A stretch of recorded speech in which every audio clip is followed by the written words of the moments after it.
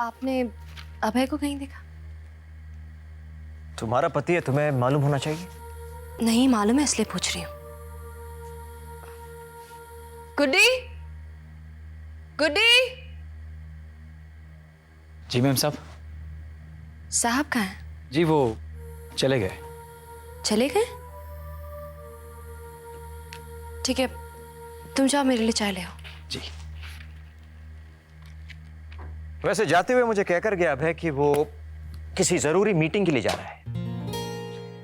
गुड्डू से कहकर गया कि वो मेरा ख्याल रखे। वो घर पे खाना खाने नहीं आएगा, ऐसा गुड्डी से कहकर गया। और तृप्ति को भी वो बाय बाय करके गया। वो सबसे कहकर गया सिवाय तुम्हारे कि वो जा रहा है।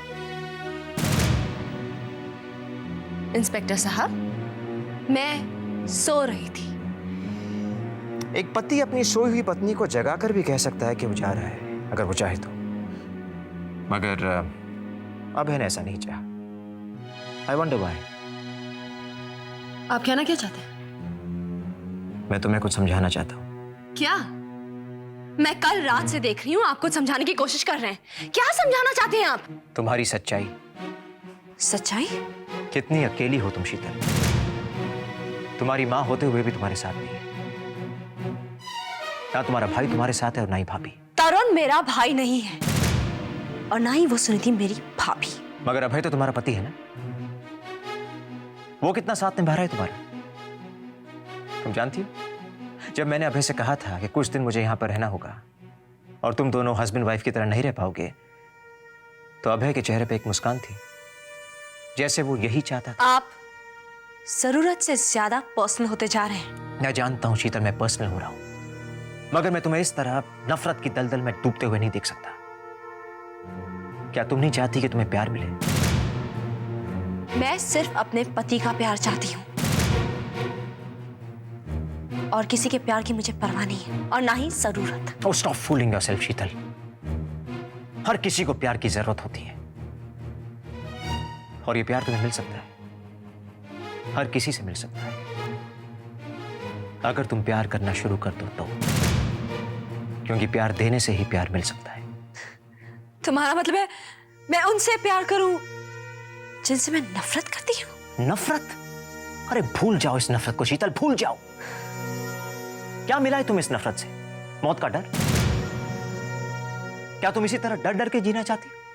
इसी तरह खौफ में अपनी जिंदगी गुजारना चाहती हो कि न जाने तुम्हारा कौन सा दुश्मन किस वक्त तुम्हारी जान ले ले? ये तो जीना नहीं शीतल, जीते जी मरना हुआ। और यही तो फर्क है प्यार की मिठास और नफरत के जहर में। मैम साहब चाय। रख दो। जी साहब, आप चाय पियेंगे? नहीं गुड्डू, थैंक यू। चाय पी लो, ठंडी हो जाएगी। तुमने एक बात नोटिस की शीतल? तुमने आवाज दी थी गुड्डी को और गुड्डू चला आया। गुड्डी नहीं आई, तुमने बुरी तरह से डांट जो दिया था उस दिन बेवजह। वो तुम्हारे साथ दुश्मनी तो नहीं कर सकती, मगर तुमने प्यार की भी कोई गुंजाइश नहीं छोड़ी।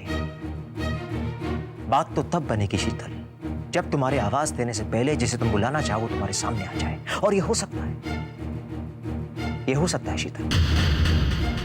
प्यार ये मुमकिन कर सकता है। अगर तुम चाहो तो आजमा के देख लो। गुड्डी के पास जाओ और उसे कहो कि वो तुम्हें माफ कर दे। क्या?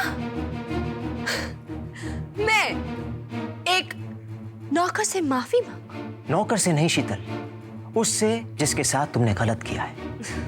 मैं ऐसा नहीं कर सकती। तुम्हें ऐसा लगता है शीतल, तुम्हें ऐसा लगता है क्योंकि तुमने पहले कभी ऐसा नहीं किया है।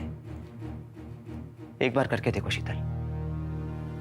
नफरत करके तुमने बहुत कुछ कमाया है, एक बार प्यार करके देखो,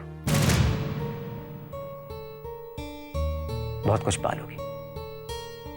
जाओ शीतल, गुड्डी के पास जाओ और उसे कहो कि वो तुम्हें माफ कर दे।